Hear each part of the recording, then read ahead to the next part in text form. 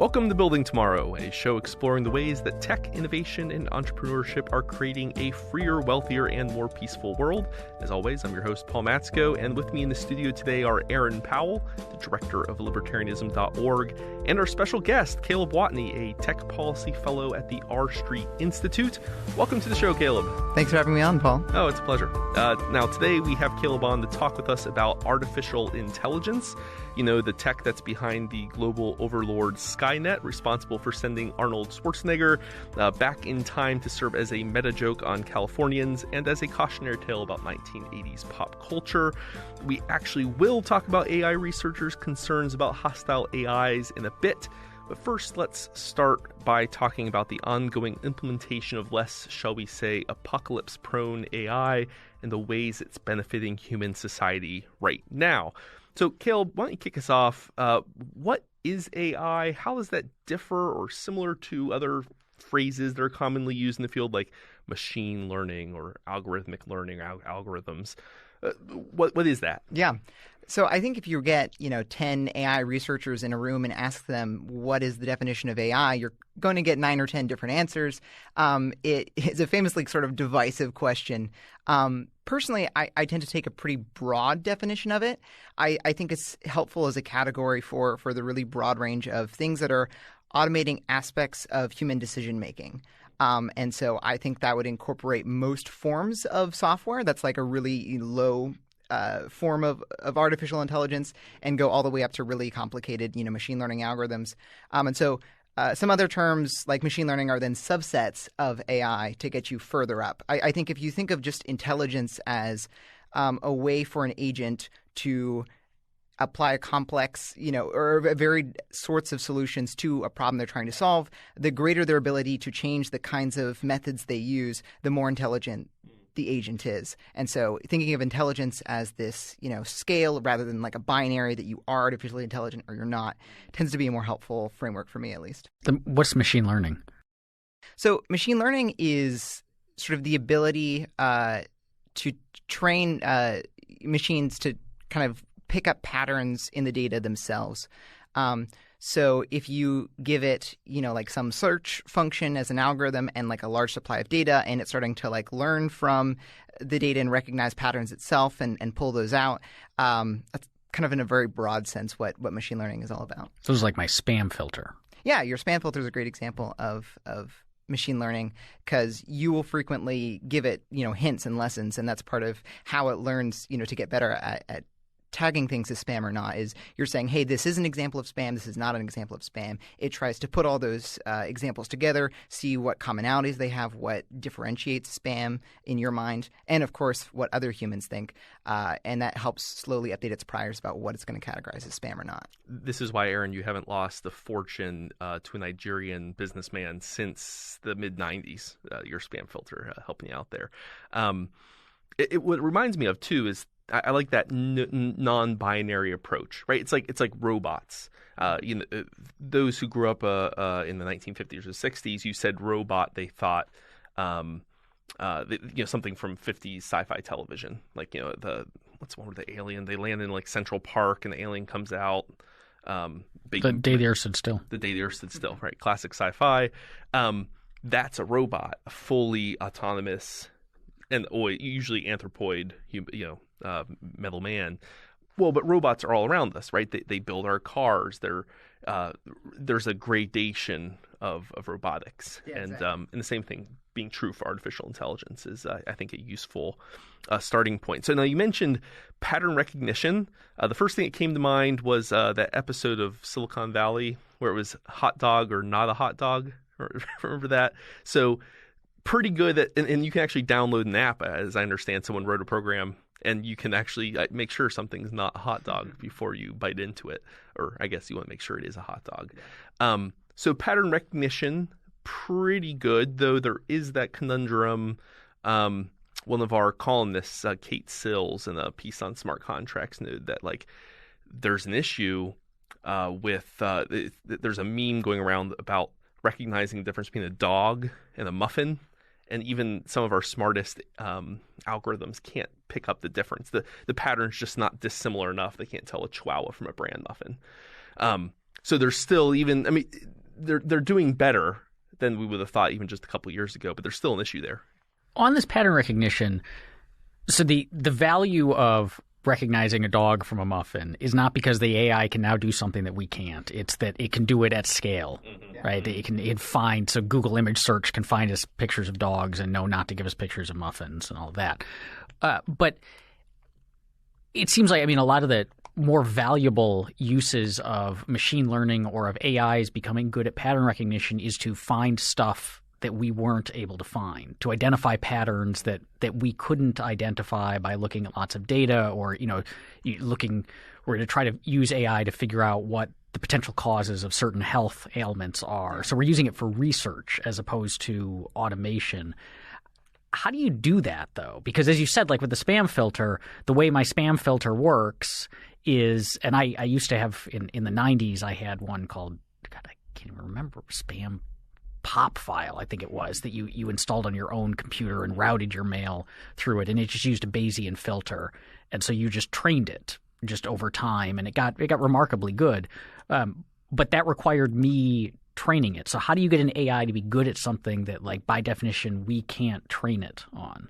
Yeah, so there's a bunch of different techniques that machine learning researchers will use to try to improve the functionality. When humans are sort of like directly involved in telling, the algorithm, this is a good thing to do, this is not a good thing, that's usually called supervised, machine learning. And unsupervised is when you're trying to give it some more automated function. So as an example, OpenAI has a number of different programs that will try to learn various games. And so they have one that learned how to play chess. And counter to how previous algorithms have learned to play chess, which is usually from like watching a whole bunch of human games, having humans program into it, these are the kinds of strategies you should be looking for. Rather, it just had the algorithm play another version of itself for billions of hours, and that slowly taught it to become better. And obviously, it could learn slowly as it played billions of games, that these kinds of moves increase the probability of winning, these ones don't. And just kind of through that brute force, it was able to come up with patterns and strategies and techniques that humans hadn't even thought of. And so today in chess tournaments, one way that you might be able to find out if a human is cheating and using a computer to help them is if their move seems too original. Because if their move is too original, then it's unlikely that like a human would have discovered that already. That's really smart, actually. Well, and it's a reminder. You're looking for deviation from kind of from a norm, which is what pattern matching and the ability to go through that many calculations a second allow you to do. Some of the applications are really quite exciting. We did a episode on DNA databases, things like Ancestry.com, 23andMe. And when we were discussing that, 23andMe had just signed a deal with GlaxoSmithKline, it's a major pharmaceutical company. And their goal, they're years away from this, but their goal is to use AI to look at genetic markers. And, so for each person, there are so many different genetic variants on your basic chromosome that, like, to actually parse through that for a real doctor, a specialist to parse through that would just be impossible. It's just too much volume. It can be done. So if you can train the AI to look through someone's entire genetic code and look for these patterns, and maybe look for patterns that even people haven't picked up on yet, and then take a basic prescription, tweak it for that individual person, you can make the drug more effective potentially than the generic variation. You can make it have fewer symptoms, have a lower symptom rate. There's some really cool, exciting stuff just using that basic pattern recognition and the ability to just absorb, vacuum up data like that. Yeah, I think one weird thing we're seeing is there are a whole bunch of potentially interesting applications that we don't have access to right now because the search costs for sorting through so much information is just too high. And so, trying to run individual clinical trials to see how, this specific drug interacts on, these 15 different types of genomes or whatever, that's just like unfeasible. You can't run clinical trials on that many things. But if you can sort of model what that would look like ahead of time, on a computer, and then you can run, billions of simulations beforehand, you can find which, possible solutions are going to be the most promising, and then run human clinical trials on those. And so it's really, I think, just expanding out the production frontier of what are our search costs? Like, how expensive is it to search for new, really informational, intense solutions? That's really cool. So you've written about there's the pattern recognition side of AI, but there's also the kind of decision process automation side of it, where it's like, make a decision for me so I don't have to go through that process, or you can do it faster, or maybe you can do it more accurately. And you wrote a while back about one that seems incredibly counterintuitive. It was kind of interesting, which was criminal justice. Mm-hmm. So can you tell us a bit about how we might use AI in criminal justice? Sure. And kind of to take a step back on what's the broader point here, AI tends to be very useful for pattern recognition, and then also in automating or helping us sort of create a more rigorous model for how we think through decisions ourselves.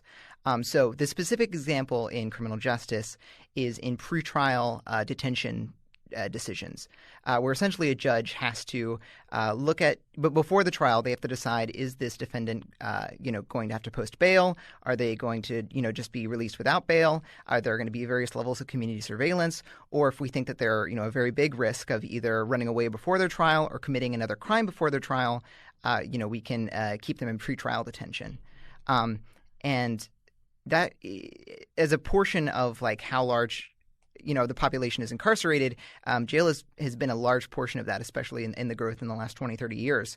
And so, and constitutionally, these are people that are still innocent, because they're innocent before proven guilty. And so it's really just kind of like fundamentally a risk prediction of what's the likelihood of them, leaving town before their trial or committing another crime. And it seems like we have pretty good indication that judges are very bad at making those kinds of predictions. They'll systematically underrate the risk of, the very high-risk defendants, and they'll systematically overrate the risk of very low-risk defendants. And so by just having more accurate predictions about what is that likelihood, you can get, I think, simultaneously lower crime rates and lower jail populations. If we're going to have minority report, it might as well be an effective minority report. Well, so that last weekend I watched, but this is before I knew we were having this conversation, I watched an episode of Riff Tracks on Amazon Prime, and the movie is the new version of Mr. Science Theater, was called Cyber Tracker. It was a vehicle for Don the Dragon Wilson, who was a short-lived martial arts star, and it was terrible. But the whole premise was there's this company that is replacing judges with AI, and there's then evil senators in cahoots with them, and then lots of kicking. But that everyone was up in arms about this, right? Because this is, like you're taking away our humanity. Yeah. And that seems like that's a concern not just with this, but with a lot of the AI stuff that we've talked about. It shows up in autonomous vehicles too, that we seem to be perfectly happy with getting plowed into by drunk drivers all the time. But if we're going to get plowed into a whole lot less by a computer, just because it's a computer, that's way worse than the mindless humans doing it. So how do we – is that inevitable? Is there something we can do to get around that? And how much do you think that limits really effective and positive change in both the near and long term? Yeah. I think it's worth differentiating between situations where it may be more likely that the computer completely replaces the human, which seems more likely in autonomous vehicles and drivers, versus times when the AI can partner with humans and improve human decision making, which seems more likely in the case of judges. So we're not recommending or advocating here that we remove all human judges from the courtroom and we just let algorithms sort everything out.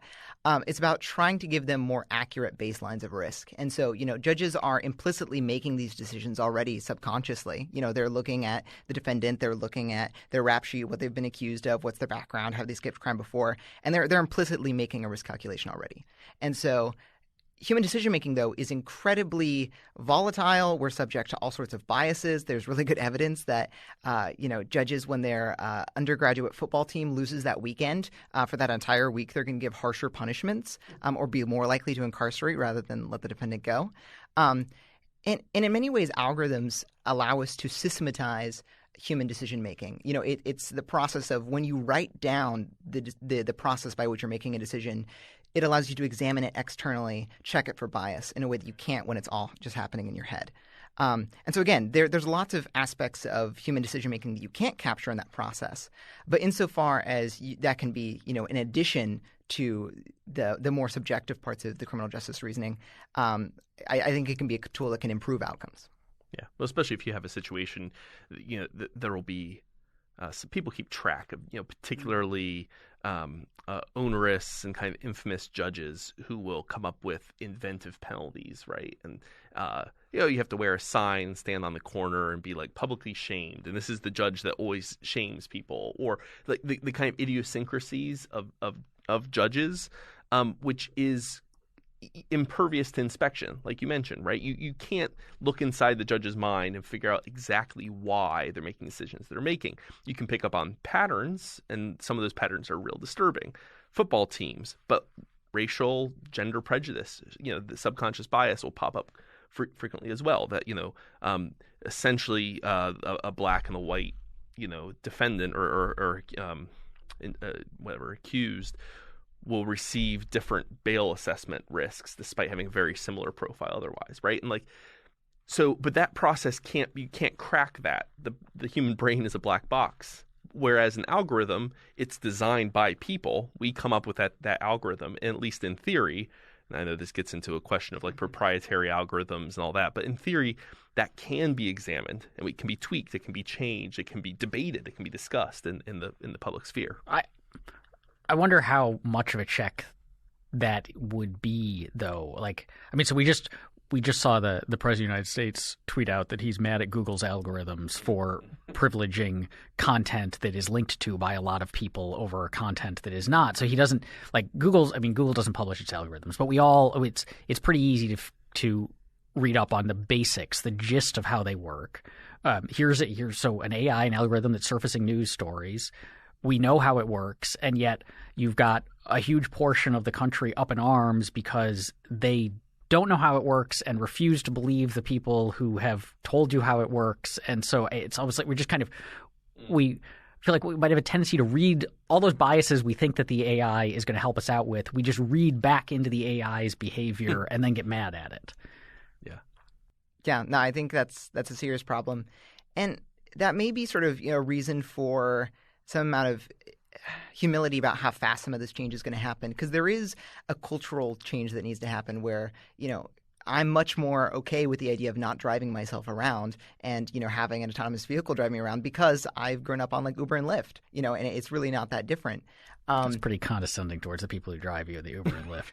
No. I'm just saying that the sense of freedom attached to personal car ownership doesn't mean nearly as much to me as it does to my dad or some of my older colleagues. And I think in the same way, you're going to see sort of a cultural shift where, what freedom means becomes less about what you like owning the car and more, can you get where you want, when you want, how you want, like that positive aspect to do that becomes the aspect of freedom. And I would imagine that you're going to see similar cultural changes around how okay are we with algorithms making decisions, and do we assign them similar levels of culpability as we do for humans or more? Well, it's like with we already most low cost index funds have robo advisors. The ordinary middle class American person who has a 401k is trusting an algorithm with their life savings. Right. And that was something that would have been kind of unimaginable 10, 20 years ago. And now it's just ordinary. So evolving cultural norms and expectations, I think. But there's always going to be a lag there. And that lag, things can get messy. You get a lot of distrust and trouble. Before we move on, real quick. So we were moving towards bail, flight risk assessment and whatnot. But maybe a quick word, what has the impact been? Now, I think my home state, I live in New Jersey. So I think New Jersey was leading the way in the kind of algorithm bail system. What have been the effects? Yeah. So New Jersey took pretty broad sweeping actions at the beginning of 2017. They passed a bill that completely got rid of cash bail and instead replaced it with a risk assessment algorithm. And so, now judges have the option to either assign various levels of community surveillance, someone checking up on you once a week, as far as ankle monitoring would be the highest level of community surveillance, overall, this has led to, I think, what was it, like 25, 28% decrease in the jail population since the legislation has gone into effect. And it's somewhat difficult to tease out how much of that is getting rid of cash bail and adding more levels of community surveillance versus what is more accurate risk prediction by the risk assessment algorithm. But I think in some ways they almost go together. I think risk assessment algorithms politically enable certain types of criminal justice reform that wouldn't have been able before. Because if you just told, a population, we're just going to get rid of, bail and we're instead just going to trust the judges to give, community surveillance instead, I think a lot of people would have freaked out about that and not been willing to vote for that. But if you give them sort of a semblance of we're replacing cash bail with something actively that's going to still try to assess risk in a somewhat objective manner, I think that enables new political possibilities that weren't available before. So oddly enough, it's almost like we're using as a political tool, we're taking advantage of people's blind trust in a technology that, because it's new to most people, is indistinguishable from magic. And you in an article, in the response article for Cato Unbound, you were talking about a kind of a fairy dust view of artificial intelligence. And so in a funny way, we're basically saying, hey, it'll be okay if we get rid of bail because we'll sprinkle some magic fairy dust algorithm on the assessment process so you can trust that it'll work out. Like, isn't that a problem, though, the fairy dust approach? I mean, I think there's different ways of selling it. I think the correct way to try to approach it is as a hammer. It's a tool that you use for a very specific purpose. And in this case, we have pretty good evidence that humans are really bad at assigning risk. Algorithms seem to do a better job in sort of the simulations that we have. And so I think it makes sense. I mean, it may also subconsciously be kind of working on people's trust in technology, but I think just as much a factor on the other end, people are scared of new technology and don't want to go with something. I mean, so that may kind of cancel out to a certain extent. That's a good point. Okay, so we made a nod towards the problem of proprietary algorithms, both for cash bail flight systems, but in other avenues. I mean, governments, state governments, city governments, even the federal government are increasingly rolling out artificial intelligence for like national security, surveillance purposes, to track the facial tracking and all kinds of applications. What are some of the concerns that we should have as people who love freedom and liberty about the state's use of artificial intelligence and its contracts with private providers, and what kind of things should we be wary of in that regard? For sure. So I think a mistake I've seen some people fall into is kind of to assume that whenever the government is purchasing or using algorithms, we should be holding them to the same standards that we're holding private companies to. And I think that's a mistake for two main reasons. One, usually the level of harm that the state is able to do if it messes up is much higher than a private company. Obviously, private companies do not have the ability to send you to jail if they choose to. They don't have, drones that have, missiles on them. Yet. If Tinder makes a mistake, you end up going on a bad date. That sucks, but it's not the end of the world. The level of harm associated with usually government uses of technology tend to be much higher. And two, there's different sorts of feedback loops. So private companies are usually in competition with other companies. Again, going back to Tinder, if they set you up on bad dates consistently and there's an alternative that doesn't set you up on bad dates, you're able to switch to that. And that the knowledge that, there's competition inspires Tinder to, be really careful about the way that their algorithm works, to constantly check it for bias or for data error, and to improve it over time. The government, though, if I'm a defendant, I don't get to choose which jurisdiction I want to be tried in based on how much I like their risk assessment algorithm. And so there's not the same sort of feedback loop for improvement or for transparency or for accountability. And so I think you can totally justify stronger, if you want to call them regulations, you can. But I think it's really just the government using their contract power.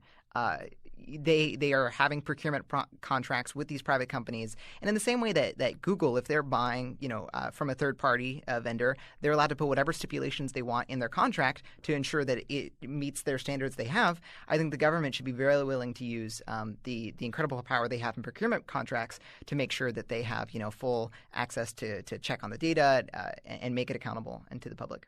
My brain turned off when I heard the word regulation. That's a dirty word around here. I know. You heard it here first. Cato Institute in favor of regulation. That's a good, I think, there's a lot of legitimate cautions there about the state's use of AI, and like it'd be a mistake to only focus on the positive potential applications where we see them, and have a cautionary note. So there's some more, some will say fantastical concerns about superintelligent AIs with a hostile intent towards humankind. So why don't we dig into two related concepts, or at least they're concepts that the first one here, the Singularity, developed first, and then someone proposed an interesting thought experiment called Roko's Basilisk, and we'll talk about what that is second. So the Singularity, it's built on the presumption that artificial intelligence will increase in intelligence at the same kind of exponential rate as other areas of tech. Most famously, Moore's law about superconductor, the number of transistors you can fit in like a square inch and a square millimeter. Now we're talking about molecular level transistors. So that curve, that basically super semiconductor chips will become more and more transistor dense, and do so at essentially an exponential growing rate, that the same thing will be true of artificial intelligence, which means that at some point, not only will artificial intelligences be indistinguishable from human intelligences, they will surpass us. And when that day comes, as they become smarter and smarter and smarter than us, more capable of out-innovating us, that they might... so there's a optimistic use case for this, which is the idea that we'll have a machine learning introduced human utopia where machines will do for us better than what we can do for ourselves. There'll be the end of pain and suffering. We'll die. We'll upload our brains to the cloud. We have true communism. We'll have true communism, because clearly that is the only true utopia. So there's the optimistic use case here, and it is worth noting this does kind of come out of golden age sci-fi in the 40s, 50s. This is when, it's not an accident that Alan Turing, the famous Turing test, will you be able to tell, one of the markers of the advancement of artificial intelligence will be if you can't distinguish a computer from a person in the conversation, which we still haven't actually passed. We can kind of fudge the test, but we're getting there, but we're not there yet. But it comes out of this post World War II, a bunch of mathematicians, sci-fi geeks, and they come up with, hey, this could happen. They all expected it to happen in their lifetime, and obviously the pace has been slower than what was expected. But there's this belief of a super intelligent AI that will surpass humankind intelligence. This leads us to Roko's Basilisk. Now, on this regard, I think, Aaron, you brought this to my attention. Yeah. How did you come across Roko's Basilisk? 'Cause it's been around for a little while. I have no idea. Probably on Twitter or some blog, or it was something that everyone was talking about for a while. And very briefly, it's simply the idea that a super intelligent AI can turn against us, likely will turn against us in all sorts of ways, right? So if you task it with making the world a better place, do everything you can to make the world peaceful, well, the least peaceful thing on the planet is us pesky humans. And so, at some point does it start, it starts getting upset with people who are going against its particular set of rules, or people who are interfering with it advancing these. And so that gets us to people who are not sufficiently positive about AI would be considered threats to this AI's accomplishment of its mission, because if society isn't all keen on AIs, that's going to slow things down, slow down advancement, whatever else. And so the AI might start picking off or otherwise punishing those people who have said nasty things about the possibilities of AI in the past.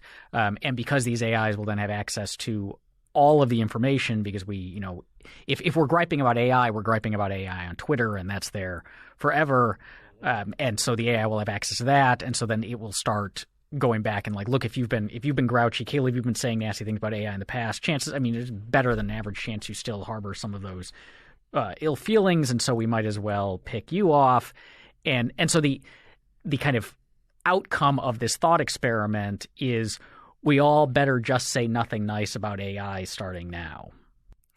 Yeah, so there's a whole range of kind of possible negative consequences that come about from a superintelligence. It could be as simple as, it feels totally neutral towards humans, but we give it, a poorly defined goal.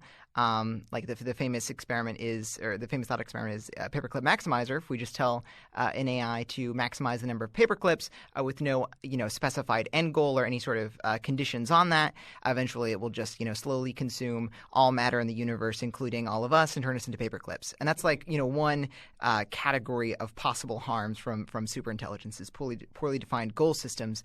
Roko's Basilisk is usually kind of specifically a malevolent AI, which might come about, Aaron, as you alluded to, it can search back in the history of various, Twitter, podcasts, whatever, and if it feels that you were insufficiently devoted to bringing it about faster, it would then go back and either kill you, or if you're not alive, re-simulate your mind and infinitely torture you in some computer simulation. And so then, for the purposes of avoiding this horrible fate, we should all be, focused and dedicating ourselves to helping bring about this malevolent AI so that when it exists, it doesn't torture us infinitely.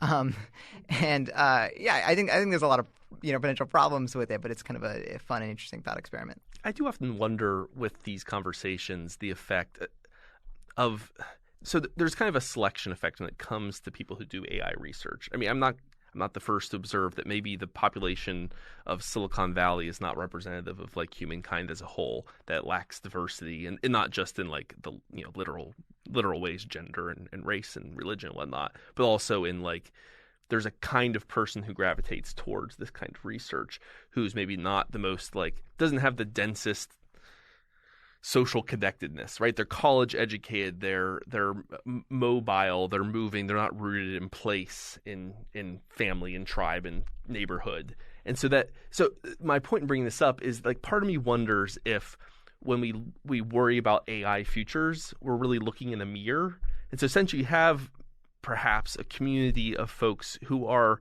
inclined towards a certain level, like on the spectrum of well-adjusted to sociopathy. There's almost an inclination towards like, I don't really feel like I need people. And so I'm worried that my AI that I design won't feel a need for people as well. That like some of our concerns come out of the particular community. So the Roko's Basilisk, it comes from Less Wrong. That's the name of the website, which is a big part of the rationalist community. Lots of community I enjoy a lot, like Slate Star Codex, even Tyler Cowen, that is rationalist adjacent. But again, it's a community that's known for like there's almost people as atomized individual units who talk about utils. Like I'm gonna maximize my utils.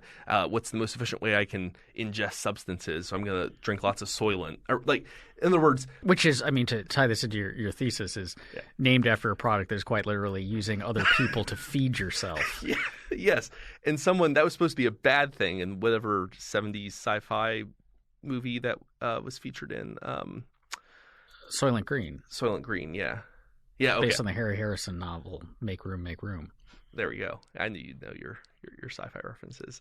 That was meant to be a bad thing, but now it's been turned into branding for a very successful consumer product, which is all layers of irony. But again, maybe there's something unusual about the community that's doing a lot of AI research, or AI interested right now. And so that would be maybe an optimistic argument, which is to say that as AIs become not just the preserve of a hyper-select subculture or small community, that our AIs will look more like people, which is there'll be some really good ones, some really shitty ones. It'll be the whole gamut of humanity we reflect in our AIs. So I think a lot that kind of underlines this is a lot of assumptions about what intelligence is and what it implies as you have increasing intelligence. Whether or not personality or malevolence or benevolence are inevitable consequences of increasing intelligence seems very unclear right now. I would probably lean towards no. I mean, it seems like there's a lot of things about human consciousness that we still don't understand from like a purely reductionist, perspective, and maybe we will find them out, maybe we won't.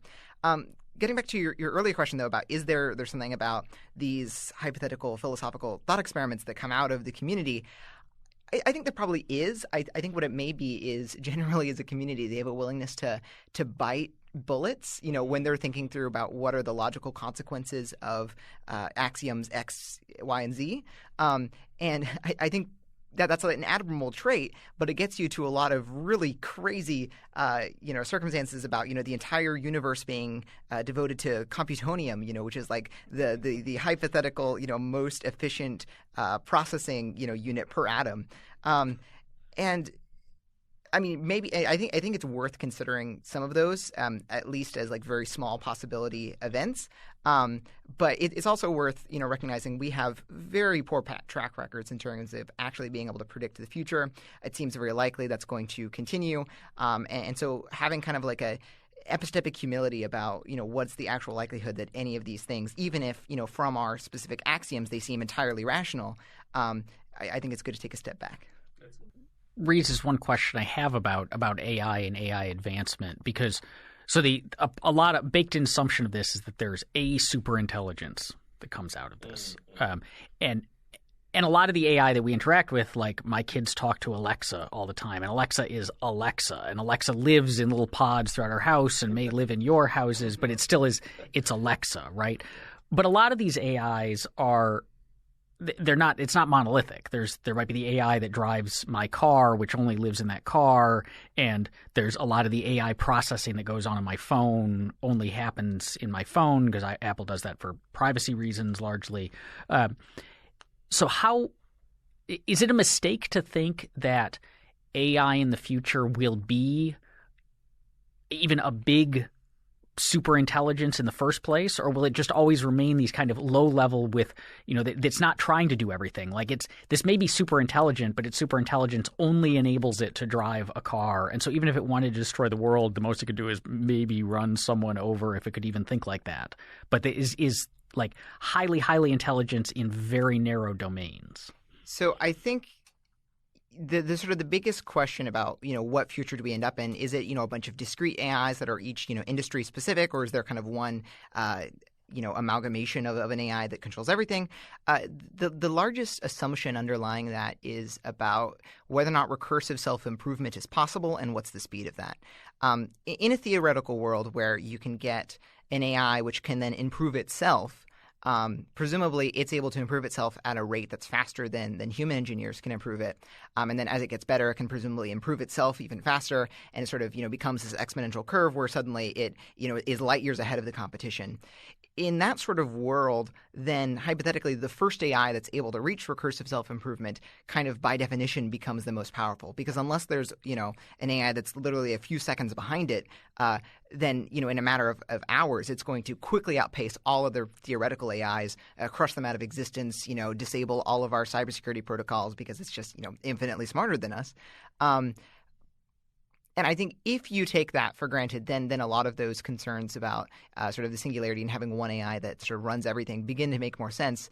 But that's an assumption to be questioned. And I don't think it at all seems inevitable, at least, that recursive self-improvement is possible, or even if it is, that it becomes this exponential curve. I mean, there's a lot of domains where as we get better at something, the next unit of improvement becomes exponentially harder.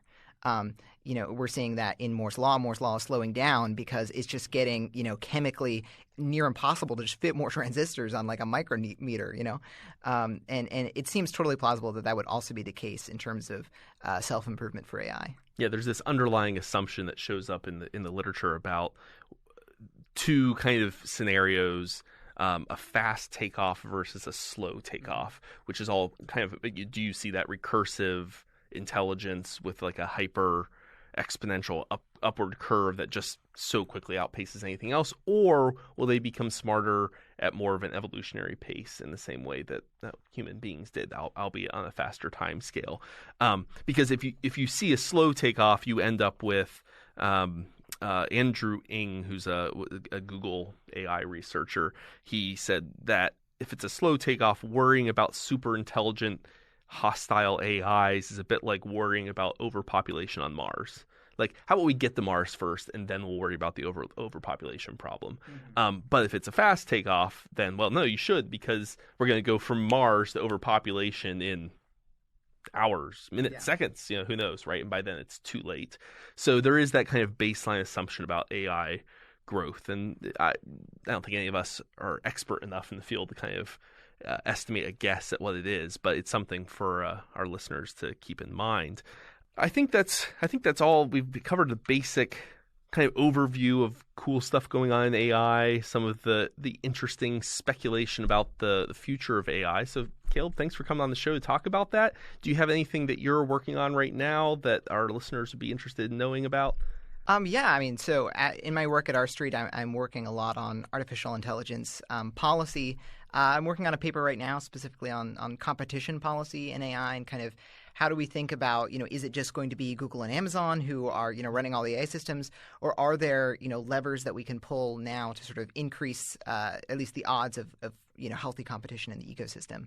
And some of those, policy barriers are things like what's the supply of data scientists?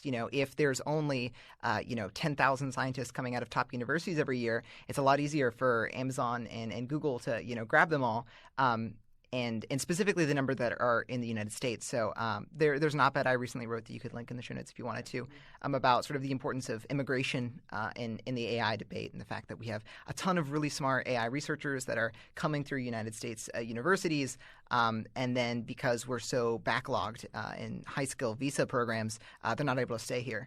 And especially in a world where there is a fixed supply essentially of AI talent, there's sort of a zero-sum international competition aspect where every smart AI researcher we have is one less that China has. And while generally, I think a lot of the China comparisons can be overblown, and it's probably not as concerning as some people make it out, I think generally I would prefer cutting-edge AI to be developed in a democratic country. That's not implausible. Well, I think the number I remember from your article was, or somewhere, that 20 years ago, 1 in 10 Chinese tech graduate students returned back to China who were a H-1B visa holder.